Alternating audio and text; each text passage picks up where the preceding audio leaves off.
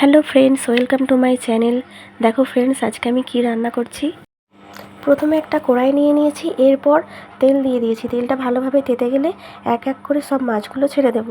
যতক্ষণ না মাছগুলো লাল হয়ে যাচ্ছে ততক্ষণ ভাজতে থাকবো। এরপর আমরা উল্টে পাল্টে ভালোভাবে মাছগুলোকে লাল লাল করে ভেজে নেব। এরপর মাছগুলো ভাজা হয়ে গেছে, এবার কড়াই থেকে উঠিয়ে নেব। এরপর ওই একই তেলে পেঁয়াজ কুচি দিয়ে দেব। এবার পেঁয়াজগুলো যতক্ষণ না লাল হচ্ছে ততক্ষণ ভাজতে থাকবো। হালকা ব্রাউন হয়ে গেলে ওর মধ্যে একটু লবণ দিয়ে দেব। অবশ্যই আমার ভিডিওটি ভালো লাগলে সাবস্ক্রাইব করতে ভুলবেন না,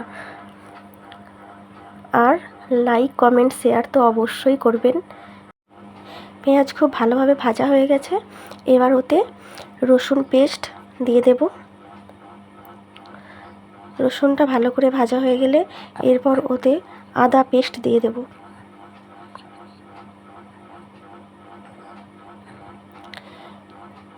আদা রসুন একসাথে ভেজে নেব। আদা রসুন পেঁয়াজ ভালো করে ভাজা হয়ে গেছে, এবার ওতে টমেটোটা দিয়ে দিলাম। অল্প একটু লবণ দিয়ে দিলাম যাতে টমেটোটা ভালোভাবে সেদ্ধ হয়ে যায়, ওর সাথে মিক্স হয়ে যায়। এবার এতে এক এক করে জিরা গুঁড়া, ধনিয়া গুঁড়ো, মরিচ গুঁড়া, হলুদ গুঁড়া দিয়ে দেব। অল্প একটু সামান্য জলও দেব। ভালো করে মশলাটা কষিয়ে নেব। যতক্ষণ না মশলাটা কষানো হচ্ছে ততক্ষণ ভালো করে নেড়ে চেড়ে কষাতে থাকবো।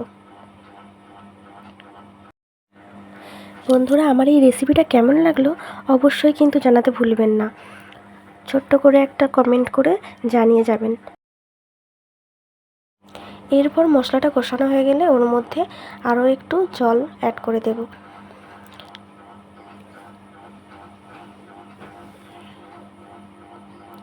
তারপরে ভালো করে নেড়ে চেড়ে মশলার সাথে জলটা মিশিয়ে দেব। তারপর বন্ধুরা, যদি একটু লবণ প্রয়োজন হয় আপনারা আপনাদের স্বাদ মতো লবণ মিশিয়ে নিতে পারেন। এরপর ভালোভাবে ফুটে উঠলে মাছটা দিয়ে দেব।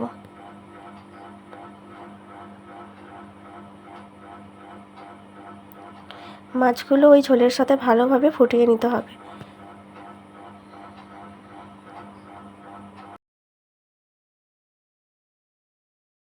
আমার মাছ রান্না কমপ্লিট।